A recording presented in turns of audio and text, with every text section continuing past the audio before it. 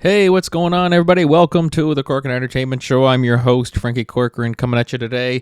Recording this during the massive not thunderstorm. I wish it was a thunderstorm. Massive snowstorm that we are being hit with 35 to 40 centimeters. I thought there was no better time to record my solo parts of the podcast. So, hope everyone stayed safe. If you're listening to this, that means that you survived the storm. So, and also the fact that I was able to release this and publish this shows that I also survived it. So who knows? This could be somewhere never to be released. But anyway, I'm being bleak.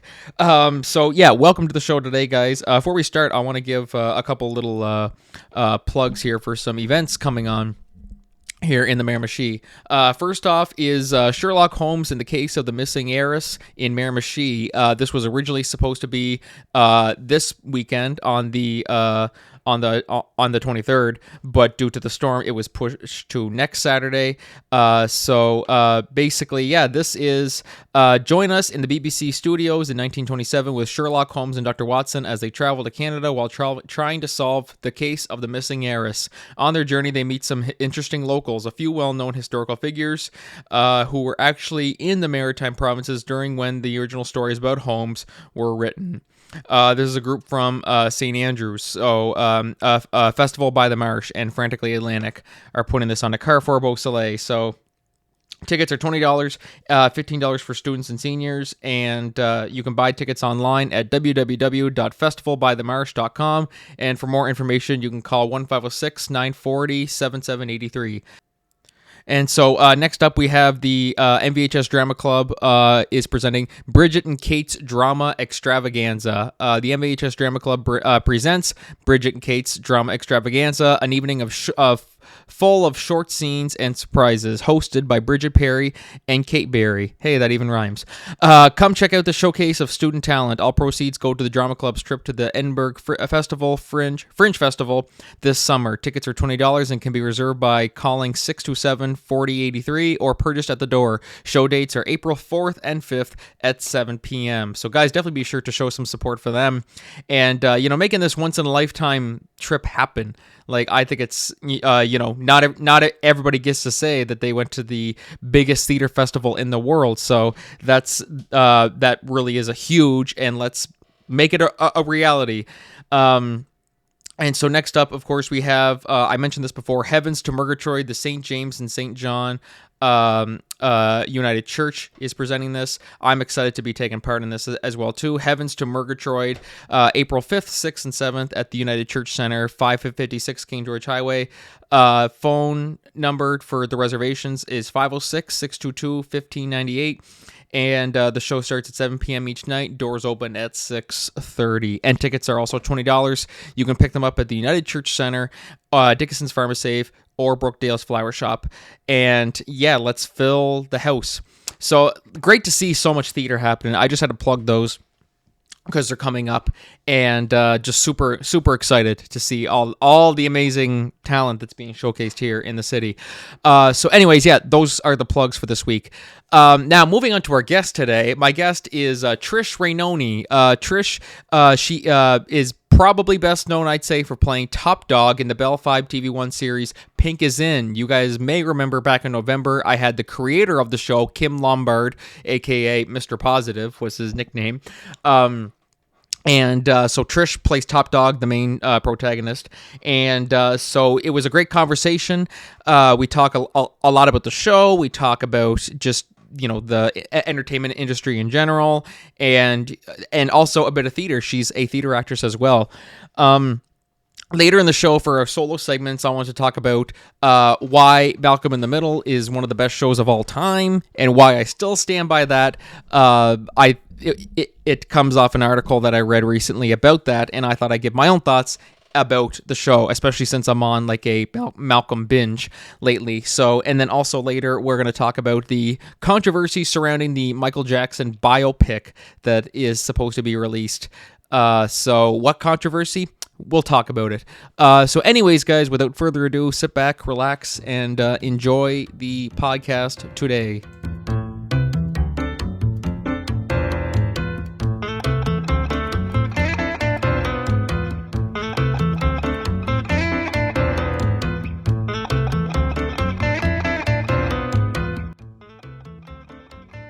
Well, hello everybody. Welcome back to the Corked Entertainment Show. I'm your host, Franky Corkert, and today I am joined by Trish Rainone. And that was something that I was like, I want to try and guess and see if I can get it right. Trish, how are you?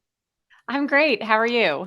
Good. What's it like with the last name? Because do people butcher it sometimes? Because it's not one that you see too much nowadays. Hey, Rain One, Rainoni. Like, how is it with people pronouncing it? Yeah, it's spelt Rain One, so no one looks at it and says Rainoni. Actually, one time I walked into an audition in Toronto, and the director said Trish Rainone, and I looked at him and I said, "How did you know my last name? How did you say it correctly?" Because I'm so used to people not saying it correctly. Turns out he was from my hometown and he knew my aunt. So Oh, that's awesome. yeah. It's small town, and you're Canadian too, of course. Yeah. You're Toronto, right? That's what we were saying before. Yeah, based Toronto for 10 years. I've lived in Ottawa for a couple of years. My hometown is Sault Ste. Marie. So since the pandemic, I've actually built more of a film community and theater presence up here in Sault Ste. Marie. So I'm kind of a little bit all over Ontario. Oh, okay, awesome, Mhm. awesome. And so yeah, we are talking about that too. We're like all these mispronunciations. You are the co-founder of the Sioux Film Festival. Before we started, I said you're the founder of the Sault Film Festival. You're like, oh, it's Sioux. I'm like, oh, it's weird. I hate the word pronunciations. So Yeah. the Sioux Film Festival, you filmed that in 2020. How did that come about? Well, I had moved back. I had come back home to stay with my mom for 2 weeks for the initial lockdown. I thought, well, my mom's single and she's by herself. And I was living in downtown Toronto with a childhood friend. So I said, I'm going to go see my mom. And then ended up saying, okay, I'm going to actually move back here when the lockdown kept getting extended. And then I was working with a producer in Toronto at that time, and she said, I'm going to move up to the Sioux. And then she bought a house here. And instead of living in a small condo in Toronto downtown, she was looking for smaller city life because of the pandemic. And then we produced a series of films in and out of between lockdowns or when we could.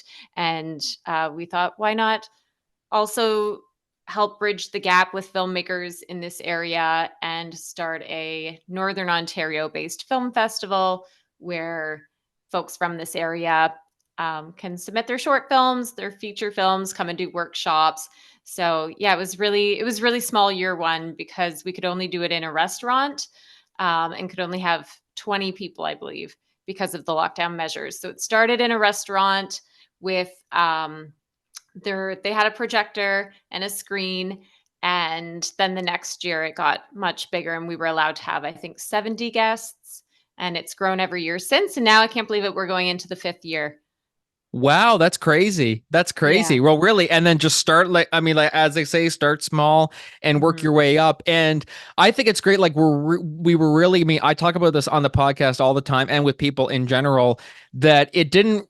It wasn't really until COVID when we started seeing just how many creative people there were. It just took a Yeah. global pandemic to bring that out of them. What was it like seeing that where you're seeing so many people now who are submitting their short films? Was it more so were you seeing people who have been doing this for a while, even before COVID? Were you seeing lots of newcomers coming to it who just found this new path of theirs through the pandemic, or how was it?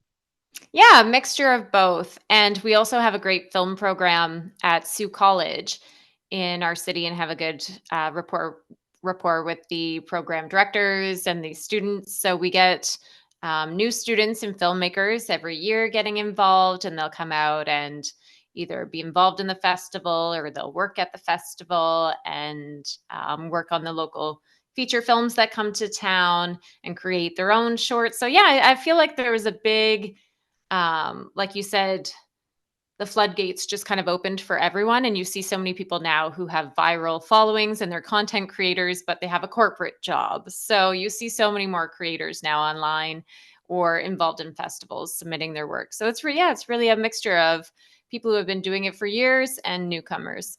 Okay, awesome, awesome. And how long have you been in the game, filmmaking, acting, and all that stuff? How long have you been doing it? I keep saying 10 years, but then I realized I've been saying 10 years for the last since like the pandemic. So more like 12, I'm going to say 12, 13, 14 years, but I didn't really start pursuing it full time until about maybe 10 years ago. I'm Oh, going to okay, say. right on. Yeah, like 10 or 11 years ago really started pursuing it. So back then it was kind of like almost like a side hustle in a way, and then it wasn't until then when you decided that I want to make this more of a career. Is that kind of how it went? Yeah, I first got involved by doing some extra roles in my hometown.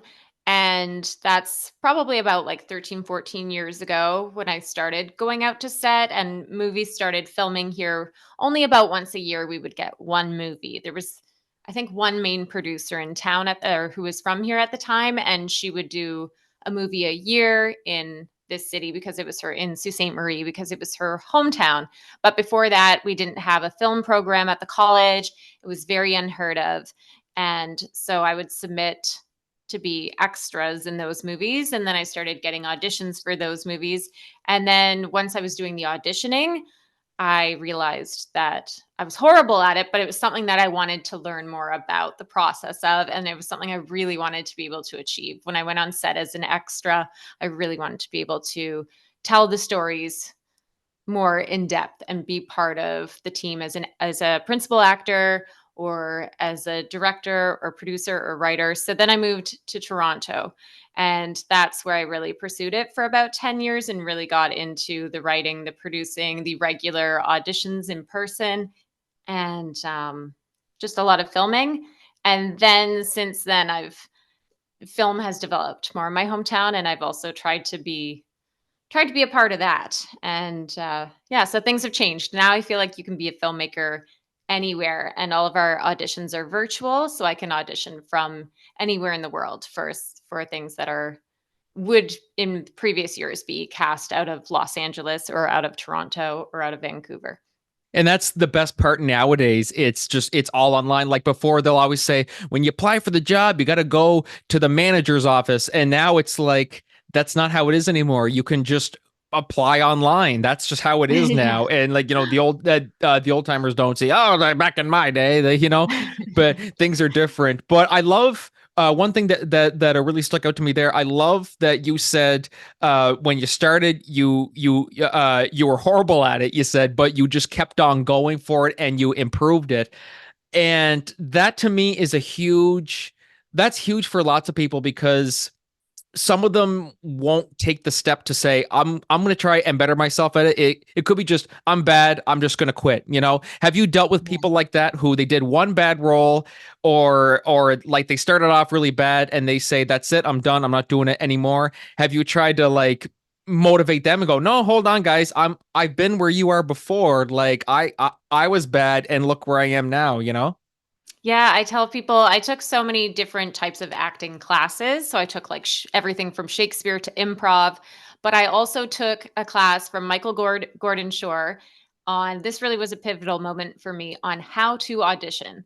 So after taking other acting classes and doing all these auditions in Toronto and having a principal agent, I was going out and I was feeling like I was failing every time. And then I was getting nervous. And then I was doing things like walking into the door on the way out and making it even worse.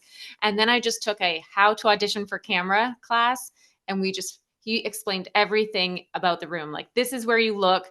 Don't shake hands. You stand on the floor here. This is your mark. Look at the TV. That's what they're seeing. That's what your framing is. And you could see yourself on the screen and see how you looked. Look at all the movement in your face. You can tone that down. You can zone in more. Like, we really broke down what the audition room is like. And that was just a game changer for me.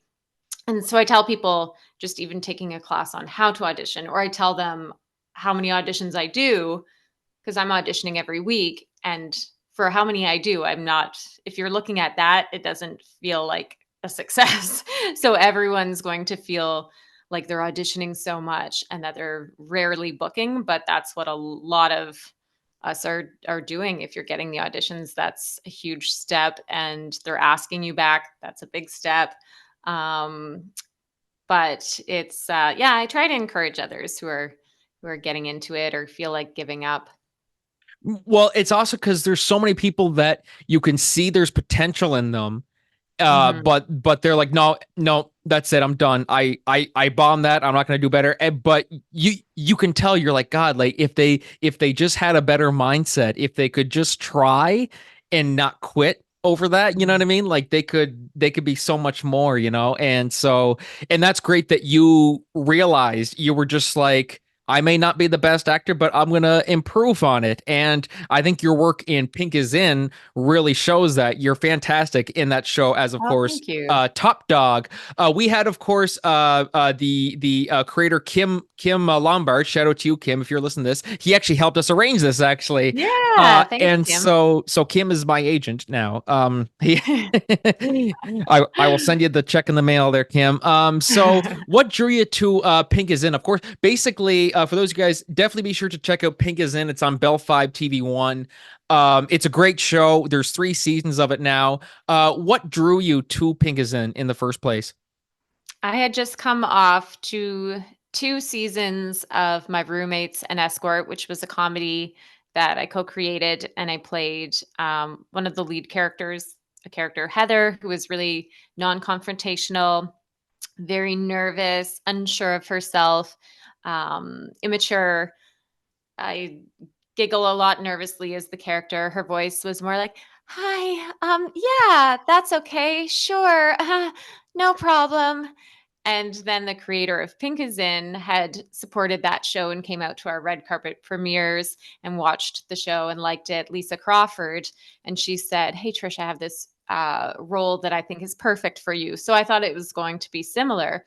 And she sent me the script, and it was the tough girl of the prison who now, when I play top dog, she's like, "What are you doing over there? You're gonna take that and you're gonna bring it over here to me. What are you looking at? Go and do it." She's like very sure of herself and very assertive. And they just both are at opposite ends of the spectrum. So, as an actor, that was really exciting for me to get the chance to play something so different and to not be boxed into one category. Yes, definitely. It's just so funny. One of the best parts about it is that you get to play someone who's not you. Like, you're so sweet and you're so like, thank you for having me. And then Top Dog, yeah, what are you doing here? Like, what are you looking at? Like, it's like you just snap right into it. Like, even just seeing you doing that right now, I was like, wow, she just snapped right into that. It's so cool. That's the best part about acting. You can be somebody you're not, and that's the best part Yeah. about it. The vibes I got from Pink is In is it's very Orange is the New Blackish, except Mhm. pink is the new black, or like that's kind of like that kind of a vibe, and I think it's great. So there's 3 seasons now. Are you guys going to continue Pink is In, or is there any word? Is that it, or can you give us the exclusive?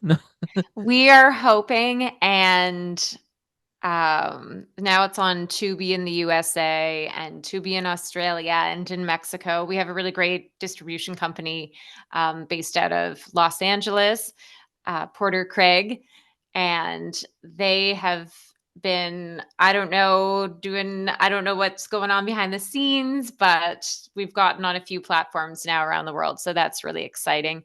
And I know they're working on that ongoing. And then we just were nominated for, so I think on Kim's episode you talked about the difference between SAG and ACTRA, how in the US there's the actors union SAG, and then here our actors union is ACTRA.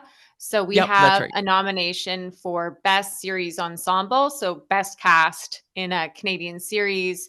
We're up for in April, alongside Murdoch Mysteries, sort of, Pretty Hard Cases, and Run the Burbs. So those are all very successful big shows. So it's an honor to be amongst them. And I think that moments like that, gaining that recognition, is really helpful for the funders, for the grants, and the networks.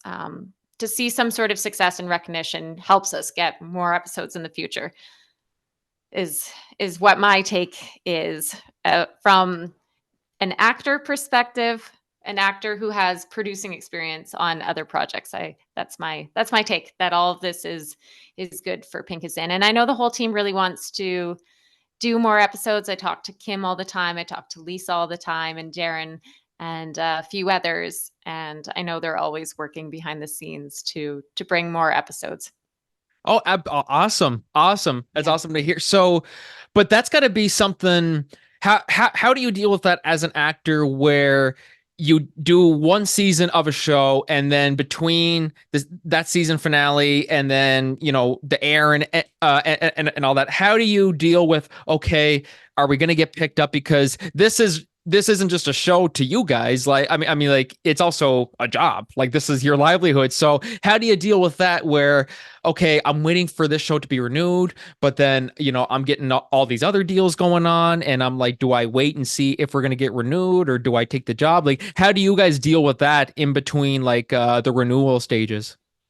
That's a really good question. It's really tough to balance a career as an actor because you always you're always time managing. Like, I've spent years where I was producing and also doing some writing, and now I've pushed that aside, and now I'm acting and teaching. So now I have a teaching job. So I'm there 5 days a week. So I'm at my teaching job, and then I come home and I do my auditions.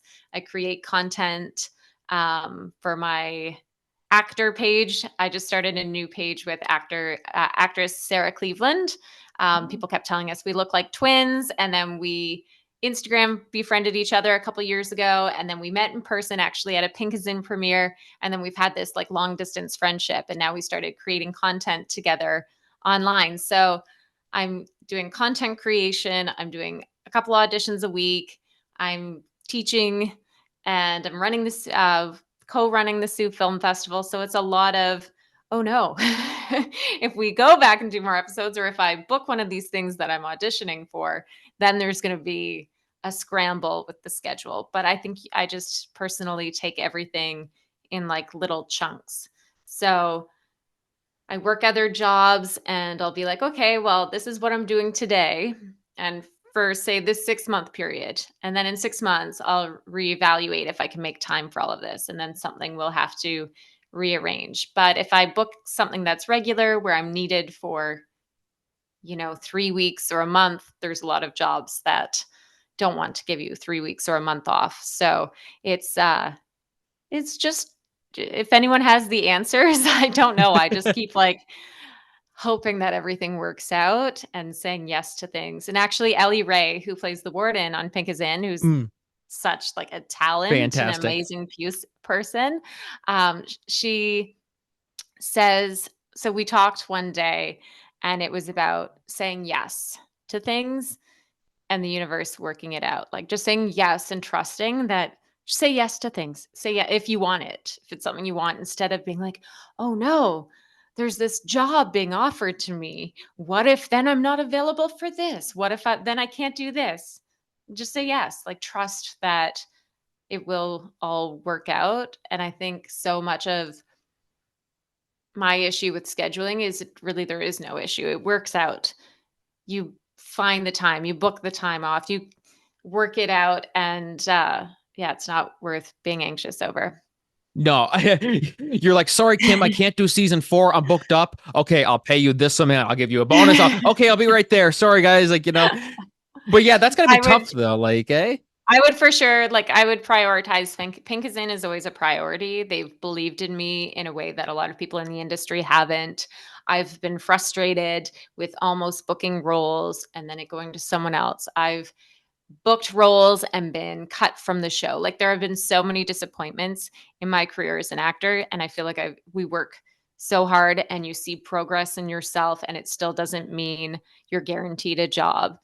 Whereas in a lot of industries, I guess in any industry, you're not guaranteed a job. But if you do the more classes and get more experience, you can move up. But you feel like acting is this like you're never moving up. You just feel like, okay, I booked a lead, but that doesn't mean I'll be a lead tomorrow. That means I'm back to auditioning, or maybe not getting any auditions, or maybe I'll take one line in something, and then maybe that one line will be cut out. So there have been ups and downs and disappointments, and Pink is in has always believed in me, always been so supportive, given me one of the best roles of my career. So I will always make time for Pink is in and make them a priority. Yes, absolutely. And after seeing the show, I mean, guys, definitely check out Ping is in Bell Fibe TV-1, Tubi. It's on a multitude of other things too that you got to check it out. Definitely check it out, guys. I won't spoil nothing on here. And Trish is fantastic in it. And Trish is also super busy. I mean, as we said, we're just going through your teaching and a little bit of writing, producing, stuff like that. You also co-created My Roommates and is an Escort, which, by the way, it's funny. I'm not sure if you know this. Did you know if you type in your name on Wikipedia, your profile doesn't come up. It takes you straight to My Roommate is an Escort. Do you know that? Oh, um, do I maybe I don't have a Wikipedia page personally, but because I'm listed on the My Roommate's an Escort. Although I just think sometimes when people are Googling me outside of, like, say, anyone I teach with, or I've worked at I worked at a college or university in the past as one of my jobs in Toronto. Like, I have done these jobs where people don't know I'm an actor, and I sometimes wonder. Like, I did have one interview where at the college a few years back, and the woman interviewing me said in the interview, "I Googled you. Were you naked in the Trailer Park Boys movie?"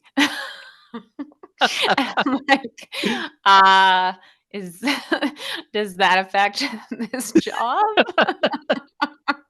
Were you in the Trailer Park Boys movie? So I was in one called Swearnet, ever so briefly.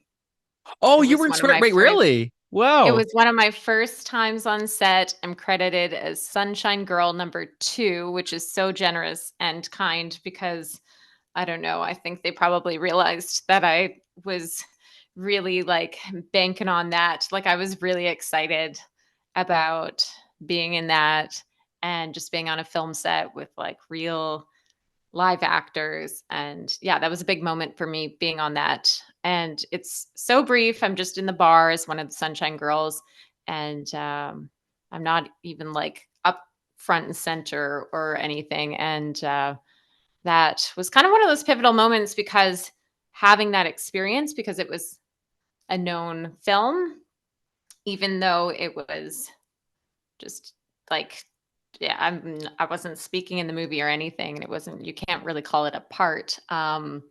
It helped me get my first agent, talent agent, and it just kind of helped me get experience on set, um, in the action, You don't know who's if that makes watching. sense. Like you don't know who's watching. There's that one agent, that one person in the background playing the tree. Yeah, he was pretty damn good. We got to get him. You know what I mean? Yeah. But then also for you to be on Swearnet, I mean, that's I think it's one of the two, that or Wolf of Wall Street. It beat the record for the most fucks in a movie. It was Oh, either that yes, or Wolf of Wall yeah. Street. I can't remember which one it was. It might have been Swearnet, but I that think it right was there, Swearnet. Swearnet, Yeah, yeah. that's cool. Just to be a part of that was really it was very surreal. I'm grateful that I got to be a part of that, and that kind of just sparked my whole that solidified everything. I was like, I want to do this, and I think just solidified that I wanted to do comedy because I've never personally thought I was funny, but I don't know. Comedy has always just kind of been a dance that I feel like I can naturally do and sink my teeth into. Like, when I read a comedy script, I'm like, oh, I understand this. This is like, I know how to play this. I know this character's voice, or I know this character's desires and objectives, and like how to kind of pace it with the performance. Whereas sometimes I think with, like, the more drawn out dramas, I do some auditions for those, but like comedy is just where I feel comfortable. That was great to get on a comedy set and be so close to the Trailer Park Boys in action and just be like, yeah, this is what I want to do. Well, especially in today's day and age where everything's just all, the prices of everything are up and the world's, kind of going to shit. It's like comedy, we just need something to just make us laugh, especially in Yes. in everything that's going on. But one of my go-to things for that is doing theater, which you also do as well too. So Mhm. what do you have in terms of theater projects? Because I know when we were scheduling, some of your practice schedules were coming into we're gonna do it one day, and then we're doing a play here and this and that, and so Yeah. we're finally here. What theater projects are you up to these days? So since a year ago, I was performing as Tina in Tony and Tina's wedding. And then from there in Sault Ste. Marie at the Machine Shop, which is like a local concert and wedding venue. It's really cool. So that was a really fun show. So that was a year ago. I was performing in that. I think exactly a year ago was our show run. And then right from that one, I jumped into being one of the producers on the Musical Comedy Guild of Sault Ste. Marie's Fiddler on the Roof. Ooh. And Tony and Tina's was done by Algoma Repertory Theater, directed by Mark Baudet, who I've learned so much from as an actor. He's really pushed me in a good way. And he also directed me in Steel Magnolias as Shelby. If anyone's seen the movie, that's the character played by Julia Roberts. So that was such a beautiful movie, and story and play, just story in general. So that, but tragic. So that was directly after Fiddler on the Roof wrapped. Then I started right away rehearsing for Steel Magnolias, or there might have been a slight overlap, and then of a couple days. And then directly after Steel Magnolias, the very next day, I started rehearsing for the Musical Comedy Guild's Legally Blonde. But my character in Legally Blonde is not a lead character. It's a character called Whitney, and she has a few lines, but it's a lot of songs to learn, and that's brand new to me. Um, I have mostly done like Steel Magnolias is all dialogue. I've done one called Sanctuary that was a lot of dialogue between. It was just a two-hander, me and one other character, and I did a couple other plays in Toronto, and those were all heavy dialogue plays. But now I'm learning to properly read music and learning that when you're singing with a big group of people, you're not singing all the words. You sing this part, they sing this part. Then you come in on this line and then they sing this. And then this character sings this line and then you sing this. It's so intricate. I don't know how they do it. I'm like, why did I think I could do this? But I can. I just always in the rehearsal process think this is going to be the time when I majorly fail in front of people on stage. Every single time I think that. I think every Every actor time. goes through that. Like any stage actor or film actor, you're like, okay, this is the time. This is the time when I'm going to mess up, and it's going to be so embarrassing.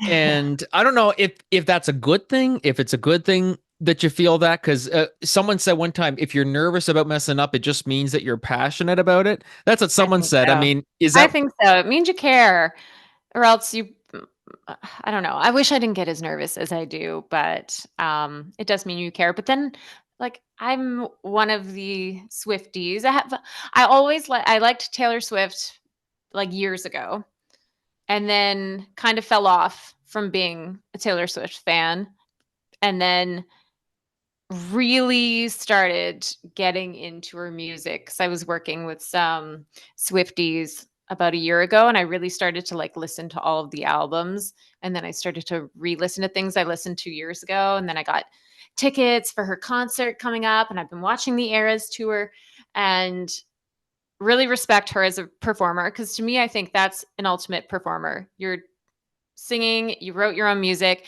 you're putting on like an amazing dance moves, and she wasn't always naturally a great dancer or the best singer. Her singing has gotten so much stronger over the Fantastic. years. And I just think like, wow, that's the ultimate show and performer. And then I was all worried in Steel Magnolias. I was like, I have so many lines and so much dialogue and it's so fast and the other actors are so great and so strong. And like, what if I fall on my face and people paid to come see this show and then I mess up and I let them down? And then I see Taylor in her concerts, you see clips where she's like, "Can I start over?" And then she like goes back to the beginning of the song and then she's like, "Stop. I'm so sorry. Can I start over again? I know I wrote this. I should know it."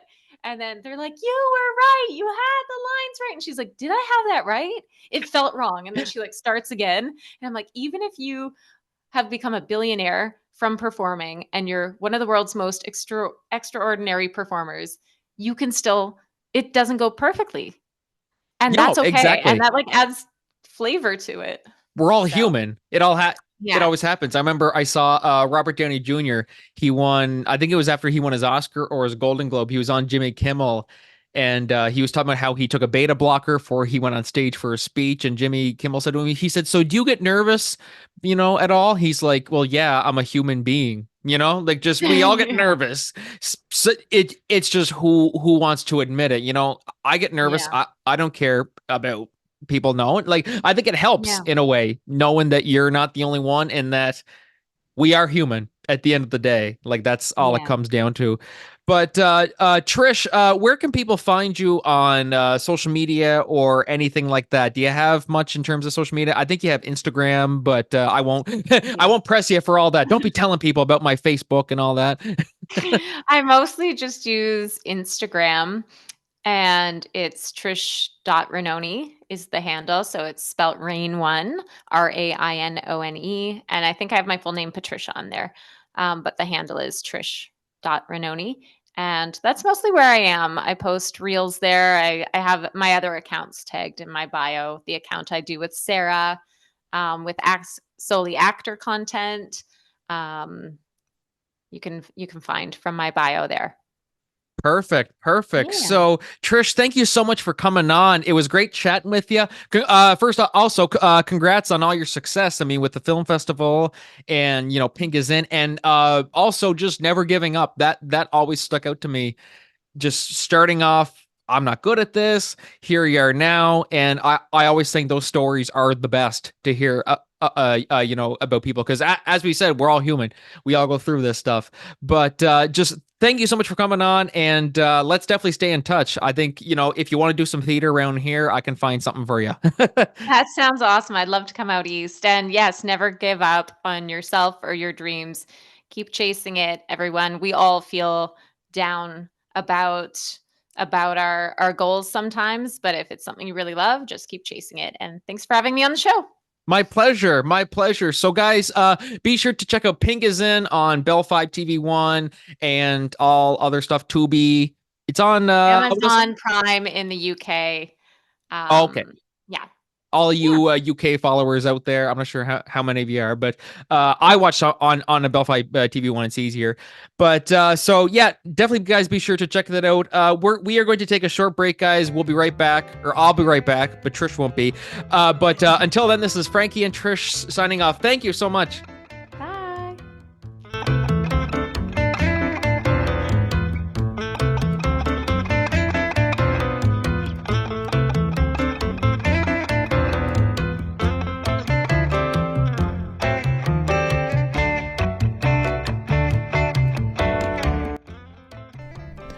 All right, everybody, welcome back to the Corcoran Entertainment Show. That was me and Trish Rainone.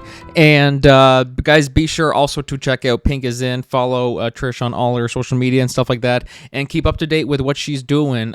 Great conversation, and I did check out Pink is in on Bell Fibe TV-1, and as she said, you can check it out on Tubi and all the other streaming platforms as well too. So thank you, Trish, for coming on, and we will definitely stay in touch, because I mean we got a lot in common, and we had a great talk. So moving on to our first solo discussion today, I wanted to talk about something that I thought about this for a long time, and it wasn't until I read. Now, this is an article that was released in October 2023, but for some reason it just randomly popped up on my Facebook feed, which is Malcolm in the Middle, 10 Reasons Why the Show is Still Relevant 17 years later. And just going through them, and not just that, the fact that coincidentally that article popped up while I was also doing a rewatch of the series, really just all clicked. Like it all kind of just made me want to talk about this today, why I think the show is not just still relevant 17 years later, why 17 years later I think it's still probably one of the greatest TV shows of all time. They give 10 reasons. It's Screen Rant article here. I'm just going to give 3 today, but you guys definitely feel free to go on and go through Screen Rant's article because it's really, really good.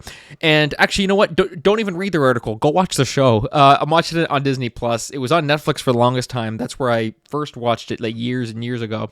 Then it got taken off, and now it's on Disney Plus, and I'm pretty sure it's on some many others. But I really want to just say, yeah, this really, I think it's one of the greatest shows that's ever been made. Period.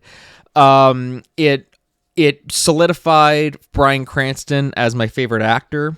Because, of course, Breaking Bad was where it was like, okay, he's definitely, my definitely my favorite actor, but that was the only role I had really watched him in. Then I watched Malcolm in the Middle. Then I watched him in Godzilla. Then I watched, some of the stuff he did on Broadway, like the clips of it. I unfortunately wasn't able to see him live on Broadway.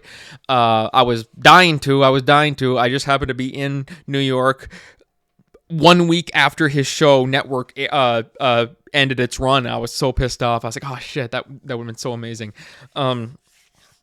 But definitely, there's so much about the show that, I'm just going to go back and talk because I'm kind of going all over the place with this topic here. That's how you know that the show is fantastic.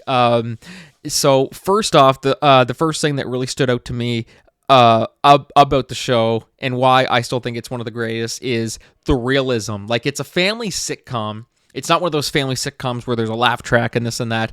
It's a family sitcom where, you got the parents and the kids, but the way it's written and the way it's portrayed, where we see the family that are going through money troubles, we see them dealing with their problem children, we see them dealing with everything when it comes to they're also having another kid and they have crazy in-laws, and it was just it all feels so real. And that's something you don't get a lot in like family type sitcoms, I find.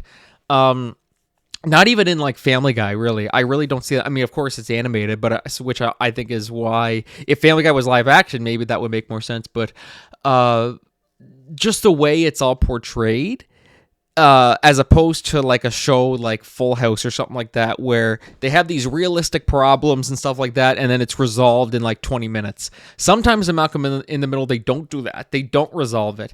And that always bugged me about sitcoms like Full House, where all this stuff happens, and at the episode they have a heart-to-heart and everything's fine again. It's like, really? Like, is that really how things work? Now, there's some instances where it does work, but in there were some cases at Full House I'm like, really? How can you come back from that? But how Malcolm in the Middle does it, where, the boys will do something really, really bad and they get away with it, but then the mom catches onto it and she like punishes them or whatever and screams her head off. It's just so well done in that way. Like, it's so well done, and the way they talk, it's almost like it just feels real. It really, really does feel real. Like, a lot of times when I'm watching sitcoms like a Full House, I mean, of course, there's no laugh track, but if I'm watching a show like Community or It's Always Sunny in Philadelphia, to me, they don't feel as real as Malcolm in the Middle. Not that the shows aren't real or anything, like they're, they are very relatable, but there's something about Malcolm in the Middle and the way they portray it that is insanely like, wow, this is very, very, on the nose with how people would react in these situations. And I think a lot of it comes from number 2, which this will lead into the next one, just how perfect the cast is. So of course we have Bryan Cranston, best actor of all time in my opinion. Will go down as probably my favorite actor of all time. I'm sad that he's going to be retiring at 70, which he's almost 70, but he's earned it. Great career. Dude's had a fantastic career, and he certainly earned it. And then, of course, Jane Kaczmarek as Lois there was literally no other person who could have played that. And then, of course, we have, Franky Muniz as Malcolm.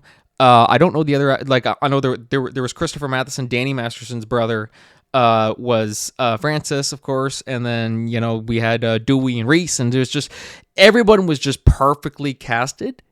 Like, it's one of those things where you see in some shows when they talk about afterwards, okay, so and so was supposed to play him. Like in Breaking Bad, one of the reasons why Breaking Bad stands out, where we were originally, I think it was John Cusack and someone else were slated to play Walter White, or they had auditioned or whatever, and they were being looked at for the role, and ultimately went to Bryan Cranston.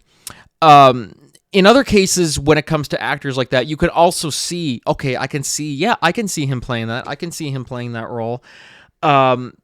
But with, John Cusack, Bryan Cranston, once you see what Bryan Cranston does, you're like, no, there's no way John Cusack could have done that. Like, what the hell are you talking about? And the same thing with Malcolm in the Middle. Could we have had someone else play Malcolm? No, you couldn't. Could you have someone else played Hal? No. Now, not saying that nobody couldn't, but it's just very, very hard to picture that, Even when you see actors in movies where the actor dies, they replace them in the next movie and just hope that nobody will bat an eye that it's a different person. But in that case, the new actor comes on, you're like, oh yeah, no, like there's just no, the original actor's way better. Why would they do that? Now, granted, the actor's dead, but whatever.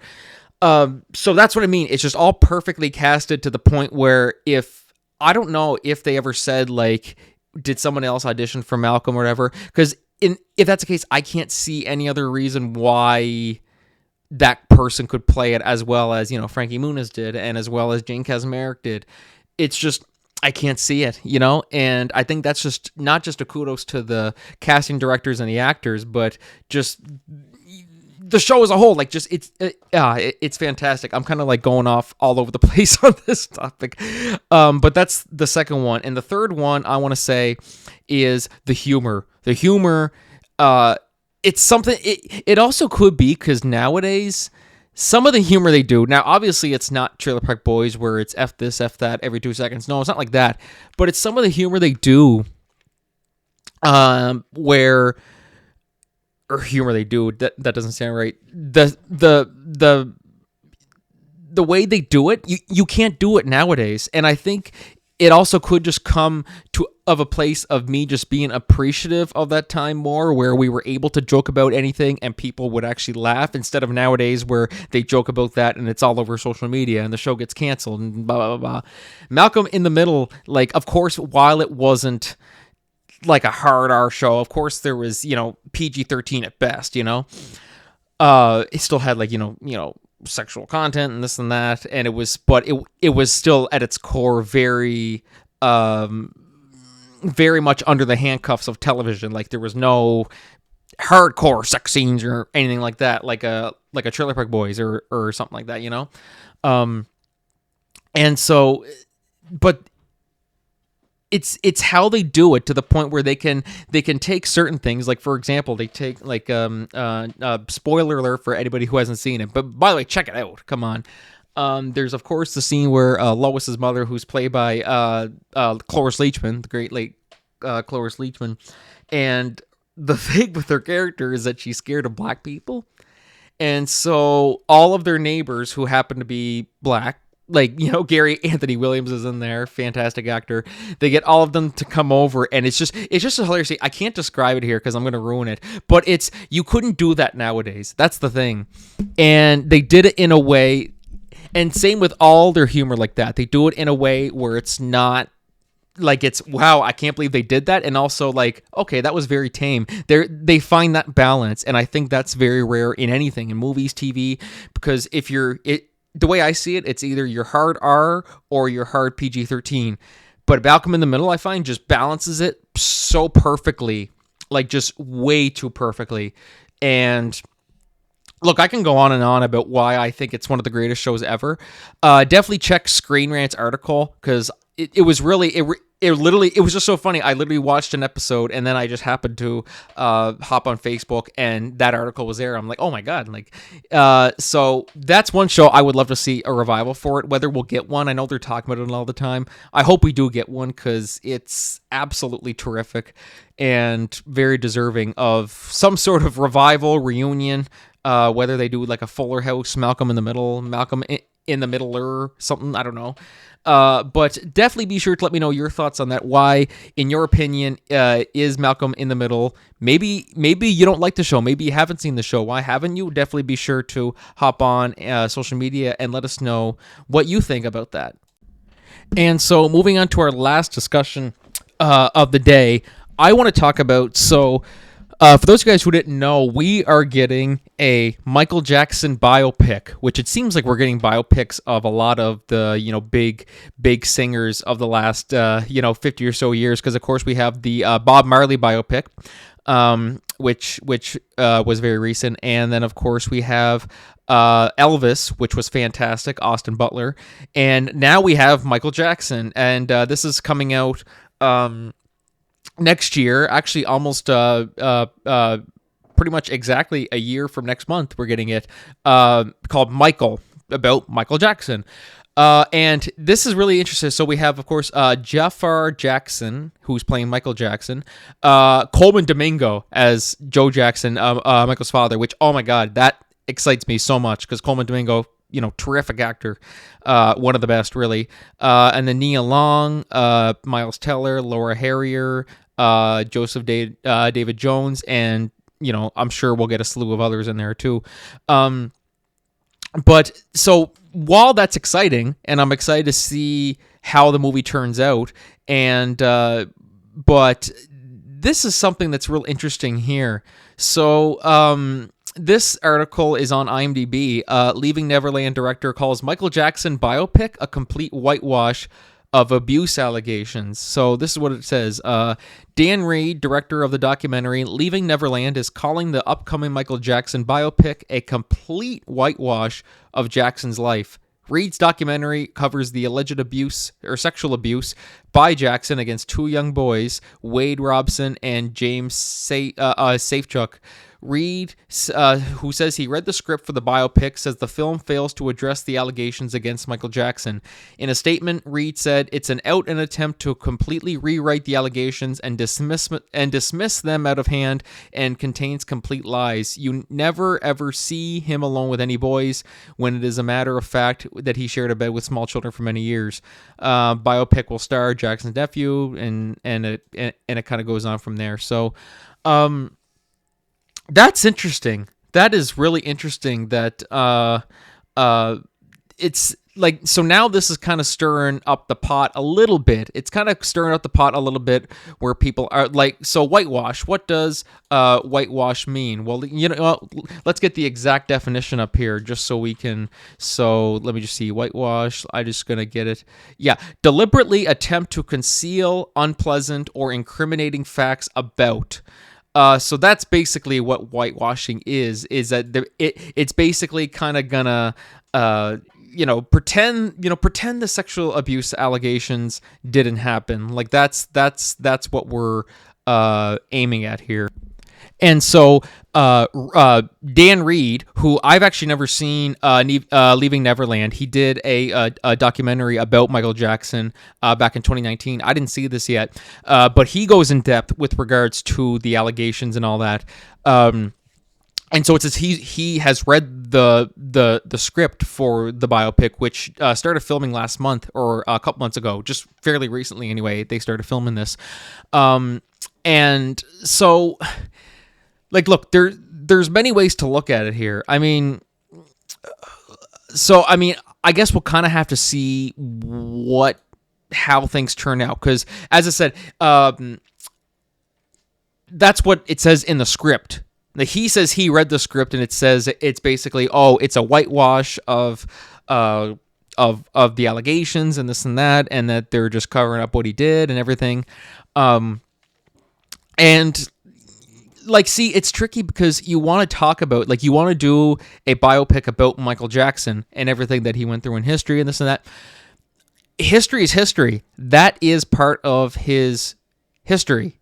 You know what I mean? So whether he says whitewash by, they're going to show it, but they're not going to go crazy with it. They're going to switch it all up, basically.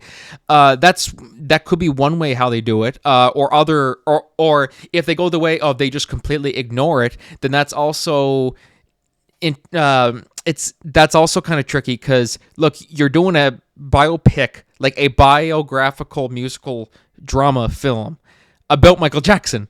And that was a big part of his life. And you're not going to talk about that. I mean, not, nobody would want to see that on film, but if you're telling the truth and about his life, that's kind of part of his life, whether people want to admit that or not. That happened.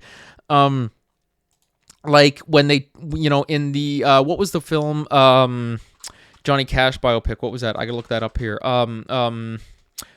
I Walk the Line. Is that what it is? What was it called? The one, oh god damn it! Why can't I think about that? It was Robert Patrick was in it, and oh Jesus, it was the Johnny Cash biopic they did, and I don't know why I can't think of what the name of it was. I'm gonna look it up here. It was Walk the Line. Yeah, Walk the Line. And so they were talking about, or like, of course they had Robert Patrick play his father, and really that's part of history. That's part of history. Johnny Cash's father was an asshole. Like that's just what it is. And they were telling exactly verbatim what went on in his life.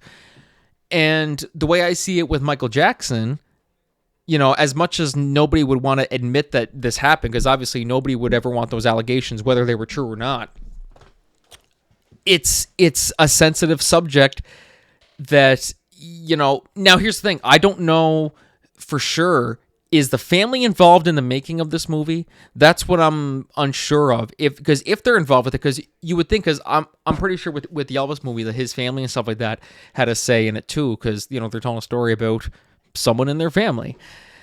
So yeah, it's really, really tricky. Like it has to be torn two different ways. On one hand, you want to do, pay respects to the family, because that's someone, that's their mother or their father, their brother, their cousin, their nephew, you know what I mean? Like that's their family, and they don't want anything that would ruin and tarnish their name. But then again, this is history. We already know all the stuff about them. So what they're going to do with it is interesting. Now, I hope they don't actually go the whitewash route and they just completely justify what he did and change it all up in a way, then that might stir up a little bit of controversy. So we'll see how it goes. But it's really interesting. But I do think this movie has potential, though. I think, it's got Oscar, as close to Oscar bait, I guess, as you might say. People say Oscar bait all the time. But, if the movie's good, like that's just what it is. Like if it's a good movie and wins some Oscars, it's a good movie, wins some Oscars. That's part of it, But just something tells me if this movie's done right, I think, yeah, there's good chance for, Oscar nominations for, hopefully Coleman Domingo wins his Oscar for this one. I knew he wasn't going to win it for Rustin because, you're up against Cillian Murphy. Like, that's kind of big. So, yeah, I'm so excited to see how this movie turns out. But I'm also very intrigued by what are they going to do? Are they going to whitewash completely? Is that just what Dan Reed is saying? Because he said he read it. We didn't read it. But, what reason would he have to lie about it unless he's jealous or has some sort of vendetta? I don't know. But anyway, yeah, that's my thoughts on the whole situation. Excited to see it. It's coming out.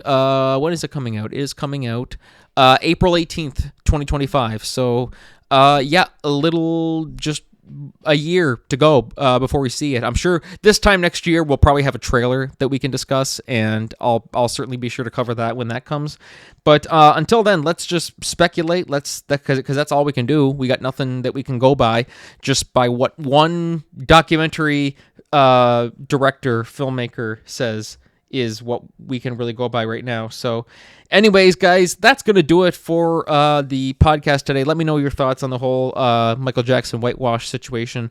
Thank you for listening to the show. I want to thank Trish Rainone for coming on today. Check out Pink is In on Bell Fibe TV-1 and all other streaming platforms, Tubi and all that.